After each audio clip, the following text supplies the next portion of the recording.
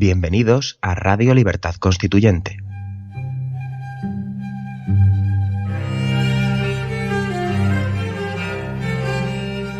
Están escuchando Sentido de la Revolución Francesa, un programa de la serie Nuestros Fundamentos. Presenta Adrián Peral Espina.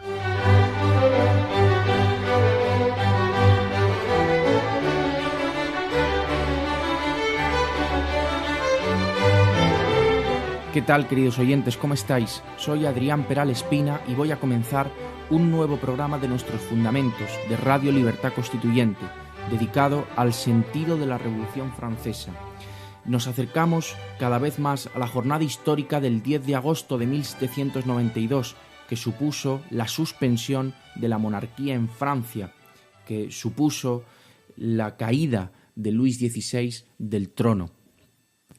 Y uno de los acontecimientos históricos muy cercanos a esta fecha del 10 de agosto que debemos analizar, que va a ser el objeto del programa de hoy, es el discurso que pronunció el girondino Vergniaud el 3 de julio de 1792. En ese discurso, por primera vez, acusa directamente a Luis XVI de traición, acusa directamente a Luis XVI de querer perder la guerra en la que está inmersa Francia desde hace solo unas semanas, unos meses, ni siquiera 3 meses, frente a las potencias extranjeras. Es un discurso célebre, brillante, que me gustaría leeros, obviamente no entero, pero sí algunos fragmentos, para que veáis cuál es el análisis, cuál es la interpretación que Vergniaud hace de los hechos que en ese momento están ocurriendo en Francia y que nos permiten entender por qué tan solo unas semanas después de este 3 de julio de 1792, una institución histórica que ha reinado en Francia durante siglos cae de la manera en que lo hizo. Vamos a recordar cuáles son los antecedentes. Francia ha entrado en guerra con las potencias monárquicas extranjeras en abril de 1792. Inicialmente el rey no quería esa guerra, pero las acusaciones, la insistencia, por un lado, de la Asamblea Nacional, que empujaba al rey a declarar la guerra al Imperio Austriaco, y la opinión pública, que acusaba a los ministros de Luis XVI de pacifistas y veían en ese pacifismo del rey y de sus ministros una connivencia entre la monarquía y las potencias extranjeras y los emigrados que se agolpaban en Coblenza, y que no olvidemos que estaban formados por aristócratas franceses que habían huido buscando el apoyo de las monarquías europeas para tratar de doblegar a la revolución, es decir, para procurar una guerra entre Austria y Francia que devolviera, que hiciera ganar a Austria y que doblegara a la revolución para que ellos recuperaran el poder que tenía. Pues esa situación fue la que empujó a Luis XVI a declarar la guerra, una decisión que a Luis XVI le costó mucho, porque declarar la guerra a Austria era declarar la guerra a Leopoldo, que era el cuñado de María Antonieta. Es verdad que Leopoldo murió en marzo, pero obviamente la casa real austriaca era la familia de María Antonieta. Pero no solo eso, es que la propia familia de Luis XVI, sus hermanos, estaban en Coblenza, pertenecían a lo que se llama los emigrados, y esos emigrados pretendían la contrarrevolución, pretendían recuperar el poder que la aristocracia tuvo antes de 1789, y esos emigrados y esas potencias extranjeras hablaban, no es que hablasen en nombre de Luis XVI, pero apoyaban, ellos eran monárquicos, apoyaban que en Francia hubiera una monarquía. Y claro, si primero se acusó a Luis XVI de pacifismo, si primero se acusó a Luis XVI de no querer la guerra, y en ese pacifismo de Luis XVI la Asamblea Nacional veía una connivencia con las potencias extranjeras y con los emigrados, ahora que ya Luis XVI da el paso de declarar la guerra y empiezan las primeras noticias y llegan las primeras noticias del frente de guerra, y esas noticias son malas para Francia, las acusaciones que ahora se vierten contra el rey son de traición. Es decir, se le acusaba al rey, se sospechaba que el rey era traidor a Francia porque no quería defender la revolución con la guerra, porque no estaba dispuesto, o parecía que no lo estaba, a defender la Constitución con las armas frente a los enemigos del interior y del exterior que amenazaban a la Constitución. Una vez que da el paso de declarar la guerra, decisión que fue aplaudida por toda la Asamblea y por casi toda la opinión pública, salvo Robespierre, que se opuso, una vez que da toma esa decisión, la respuesta de la Asamblea fue responsabilizar a Luis XVI de los primeros fracasos que Francia sufre en el frente. No nos podemos olvidar que el rey es el jefe del poder ejecutivo, es el responsable de nombrar a los ministros, entre ellos también al ministro de la guerra. Si las noticias del frente son malas, si la guerra Francia empieza a perderla, es natural que las primeras críticas se dirijan al rey, pero no eran unas críticas simplemente por la forma en la que estaba dirigiendo la guerra. No, es que se le acusaba de algo mucho, no se le acusaba de incompetencia.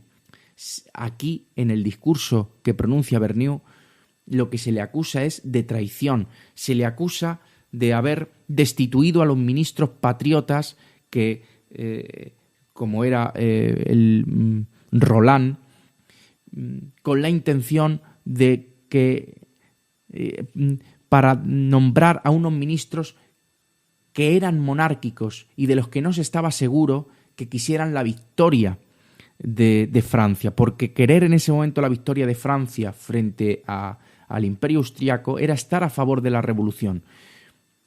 Es decir, que en el interior de Francia había muchas personas que se oponían a que Francia ganara esa guerra. La equidistancia que la opinión pública veía en Luis XVI se interpretaba como connivencia o como traición. ¿Qué más se le critica a Luis XVI? No solo se le critica haber expulsado a los ministros patriotas y haber nombrado a otros ministros de los que se duda que quieran el triunfo de la revolución. También se le acusa de vetar los decretos contra los clérigos no juramentados. Estos clérigos eran acusados por parte de los patriotas, por parte de los partidarios de la revolución, de ocasionar desórdenes, de oponerse a la revolución, y Luis XVI parecía ampararlos.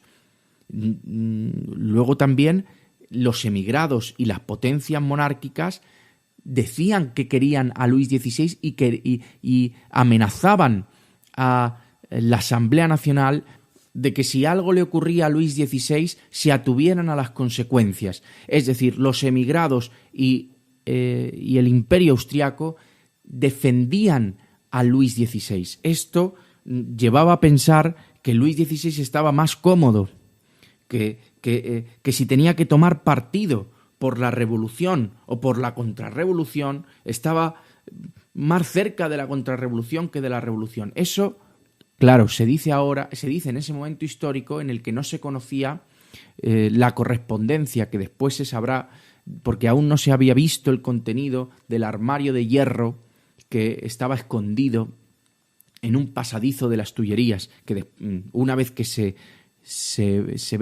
una vez que se supo esto, una vez que se vio el contenido del armario de hierro de Luis XVI, ya no quedó ninguna duda de que Luis XVI quería la guerra para perderla. Pero en ese momento histórico no era fácil interpretar los hechos en el sentido en el que lo hizo Vergniaud en su discurso brillante, que es el que os quiero leer. Fijaros, dice Vergniaud: ¿cuál es la extraña situación en que se encuentra la Asamblea Nacional? ¿Qué fatalidad nos persigue y señala cada día con acontecimientos que, desordenando nuestros trabajos, nos ponen constantemente en la agitación tumultuosa de las inquietudes, de las esperanzas y de las pasiones? ¿Qué destino prepara a Francia esta terrible efervescencia? en medio de la que se siente uno inclinado a dudar de si la revolución retrocede o avanza.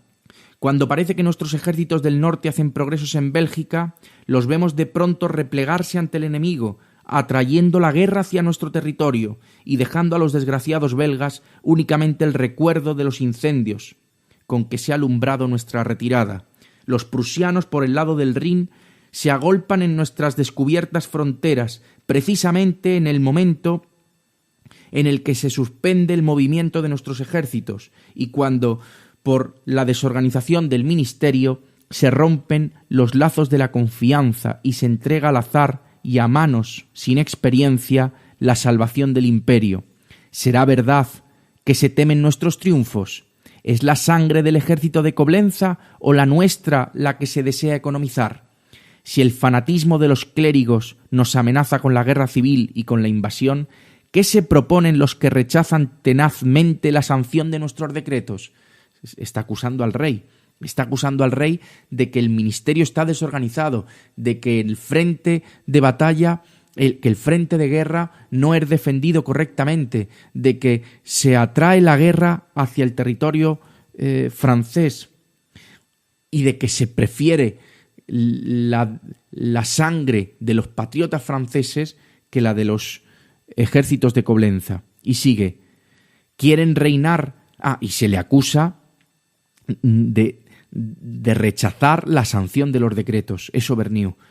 ¿Quieren reinar sobre ciudades abandonadas y sobre campos devastados? ¿Cuál es la cantidad de lágrimas, de miserias, de sangre y de muertes que puede satisfacer su venganza? La corte despótica y los cobardes héroes de la aristocracia han dado el nombre de facciosos a los representantes que fueron a prestar juramento al juego de la pelota, a los vencedores de la Bastilla y a todos cuanto han hecho y sostenido la revolución. A vosotros se os calumnia, solo porque no pertenecéis a la raza que la Constitución ha hundido en el polvo, es decir, a la aristocracia, porque los hombres degradados que se humillan ante ella no esperan encontrar en vosotros cómplices, es decir, que los emigrados y los contrarrevolucionarios no esperan encontrar cómplices en la asamblea. A vosotros, a quienes se quisiera separar del pueblo, porque el pueblo es vuestro apoyo, y que si por culpable abandono de su causa merecierais ser abandonado por él, le sería muy fácil disolveros. A vosotros, a quienes se ha querido dividir, pero que dejaréis para después de la guerra vuestras discusiones y vuestras quejas. París, sitiado por el ejército de la corte en el 14 de julio de 1789, sacó lo mejor de nuestra primera asamblea. Voy, en fin, a llamar vuestra atención respecto a la situación crítica en que nos encontramos. Estas turbulencias interiores tienen dos causas, las maniobras aristocráticas y las maniobras sacerdotales, y ambas se proponen el mismo objeto, la contrarrevolución. Es decir, aquí Berniu acusa a la aristocracia y a los sacerdotes y a los clérigos no juramentados de ser contrarrevolucionarios, de ser enemigos de la revolución, de ser los que sostienen la guerra en el interior y en el exterior para dar marcha atrás a los progresos que la revolución ha conquistado. Una pequeña pausa y continuamos.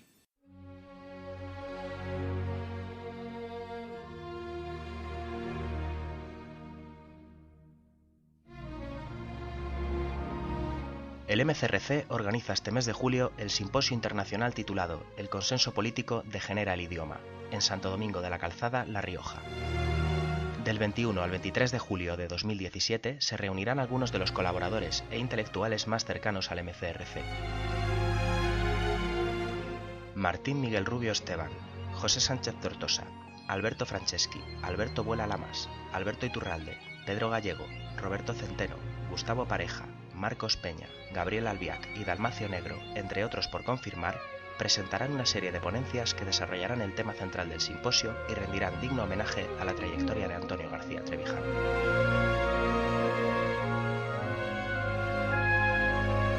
Infórmate e inscríbete en la página web del evento simposiomcrc.es.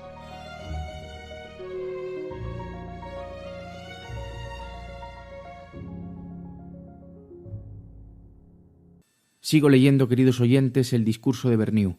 El rey no ha querido sancionar vuestro decreto sobre los tumultos religiosos.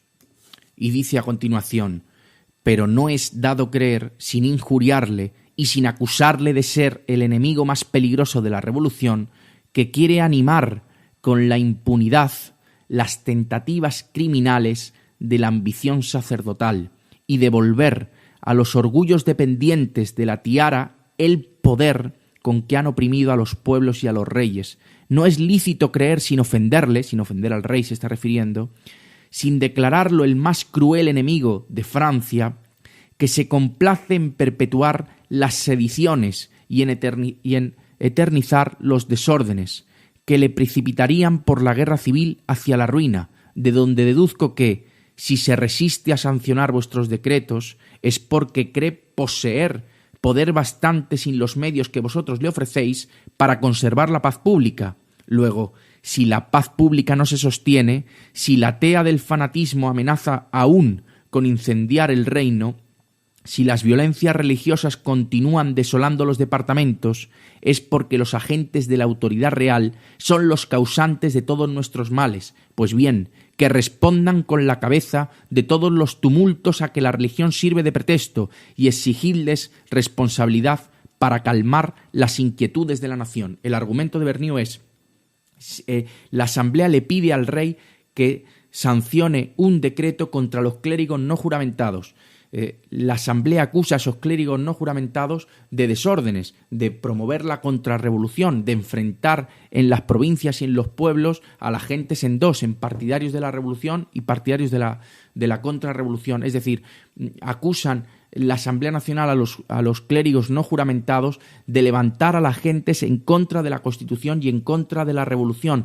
Y la Asamblea pretende iniciar acciones contra esos clérigos no juramentados, como ya vimos en un programa, y el rey se opone. Y lo que le dice Vergniaud es: pero usted es capaz, monarca, usted es capaz de mantener la paz pública, de mantener el orden con la ley que hay. Pues si no es capaz de mantenerla con la ley que hay y no acepta usted sancionar los medios que nosotros le damos para sostener esa paz pública, será usted el causante de estos desórdenes. Ese es el argumento de Vergniaud. Y le está acusando de connivencia con ese poder sacerdotal contrario a la revolución. Vuestra solicitud, continúa Vergniaud, por la seguridad exterior de Francia os hizo decretar, ahí está refiriendo a la Asamblea, se dirige a la Asamblea diciendo: vuestra solicitud por la seguridad exterior de Francia os hizo decretar el establecimiento de un campamento en las inmediaciones de París, un campamento militar, en el que debían reunirse todos los federados de Francia del 14 de julio, para repetir el juramento de vivir libres o morir. Y el rey ha rehusado la sanción. Respeto demasiado el ejercicio de un derecho constitucional para proponeros que hagáis responsables a los ministros de esta negativa, pero si antes de la reunión de los batallones es profanado el suelo de la libertad, debéis considerarlos traidores y arrojarlos en el abismo que su incuria o su maldad habrá abierto. Desgarremos, en fin, la venda que la intriga y la adulación han puesto sobre los ojos del rey y mostrémosle el término a que le conducen sus pérfidos amigos. Para socorrer al rey se unen los emigrados a los ejércitos austriacos y se disponen a desgarrar el seno de la patria. Para reunirse con esos valerosos caballeros de la prerrogativa real, abandonan otros sus puestos a la vista del enemigo. Se refiere a Lafayette, que abandonó el frente de guerra, como vimos la semana pasada, para arremeter contra la Asamblea por no ir en contra de los jacobinos y de los que promovieron la insurrección del 20 de junio. Y sigue Vergniaud diciendo: hacen traición a sus juramentos, roban las cajas y corrompen a los soldados como si su honor estuviera en la cobardía, en el perjurio, en la insubordinación, en el robo y en los asesinatos. Y en suma, en nombre del rey se cometen todos los desastres. Pues bien, y aquí llega la parte mejor del discurso, dice: pues bien, si el rey se pone a la cabeza del ejército y dirige sus fuerzas contra la nación, o si no se opone formalmente a semejante empresa ejecutada en su nombre, se creerá que ha abdicado la corona. Lo está diciendo porque Lafayette es un general que está poniendo al ejército en contra de la revolución, en contra de los jacobinos y en contra de la insurrección del 20 de junio. Y le está diciendo Vergniaud a la Asamblea: si el rey se pone a la cabeza de este ejército comandado por Lafayette o no se opone formalmente a esta empresa ejecutada para ir en contra de la nación, habrá abdicado la corona. Y ahora fijaros cómo pone en ridículo lo que diría Luis XVI. Dice: en vano respondería Luis XVI. Es verdad que los enemigos de la nación pretenden obrar solo para levantar mi poder. Para levantar mi poder es para devolverlo a su sitio. Pero yo he probado que no era su cómplice. He obedecido a la Constitución y he puesto mis tropas en campaña, que es lo que quería la Asamblea. Es verdad que los ejércitos nuestros eran más débiles, pero la Constitución no determina el grado de fuerza que yo debía darles. Es verdad que los he reunido tarde, pero la Constitución no señala el tiempo en que debía reunirlos. Es verdad que algunos campamentos de reserva hubieran podido sostenerlos, como el que pide la Asamblea con el campamento de federados alrededor de París. Pero la Constitución no me obliga a formarlos. Es verdad que cuando los generales avanzan sin resistencia por el territorio enemigo, les mandé retroceder, pero la Constitución no me impone el deber de conseguir la victoria. Es verdad que mis ministros han engañado a la Asamblea respecto al número, la disposición de las tropas y sus provisiones, pero la Constitución me concede el derecho de escoger mis ministros, pues en ninguno de sus artículos me ordena otorgar mi confianza a los patriotas y destituir a los contrarrevolucionarios. Es verdad que la Asamblea Nacional ha decretado lo necesario para defender la patria, y yo he rehusado sancionar sus decretos, pero la Constitución me garantiza esta facultad. Es verdad, por último, que la contrarrevolución se va consumando, que el despotismo va a poner nuevamente en mis manos el cetro de hierro, que os humillaré y que os castigaré por haber tenido la insolencia de pretender ser libres. Pero todo se hace constitucionalmente, pues ningún acto es realizado que la Constitución condene. No se puede, por consiguiente, dudar de mi fidelidad ni de mi celo por la defensa de la Constitución. Así trata de poner en ridículo Vergniaud a Luis XVI con la hipotética defensa que éste haría ante las acusaciones de traición que el propio Vergniaud le está haciendo. Y sigue Vergniaud diciendo: el rey de los franceses pudiera emplear un lenguaje risible si fuera posible que hablase de su amor a la Constitución con ironía tan insultante. ¿No tendríamos derecho a responderle acaso: oh rey, seguramente habéis creído, como el tirano, que la verdad no vale más que la mentira? Solo fingisteis amar las leyes para conservar el poder, que os había de servir para infringirlas. Solo aparentáis amar la Constitución para que no cayeseis del trono, donde necesitabais permanecer para destruirla, y amar a la nación solo para asegurar el éxito de vuestras perfidias, inspirándole confianza. Creéis engañarnos hoy con falsas protestas. Creéis alucinarnos respecto a la causa de nuestras desgracias con el artificio de vuestras excusas y la audacia de vuestros sofismas.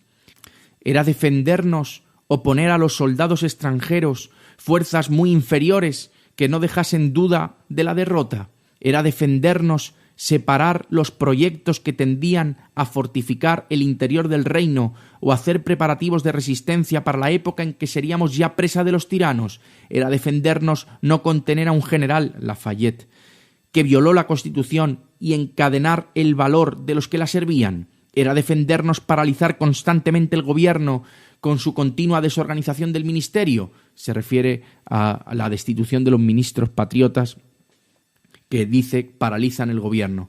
¿Os dejó la Constitución la elección de los ministros para nuestra felicidad o para nuestra ruina? ¿Os hizo jefe del ejército para nuestra gloria o para nuestra vergüenza? No, no.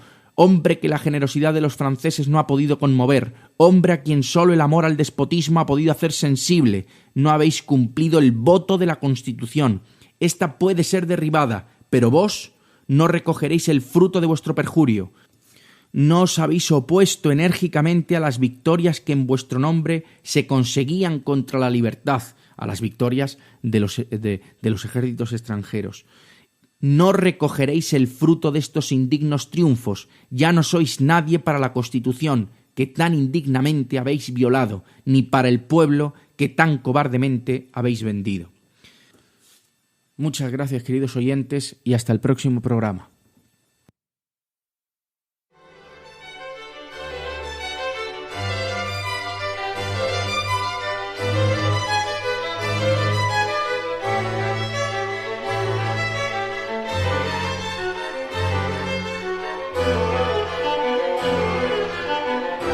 Gracias por haber escuchado nuestros fundamentos. No olviden visitar la parrilla de programación en la nueva página web del Movimiento de Ciudadanos hacia la República Constitucional, en la dirección www.mcrc.es. Radio Libertad Constituyente. La libertad viene en nuestra busca.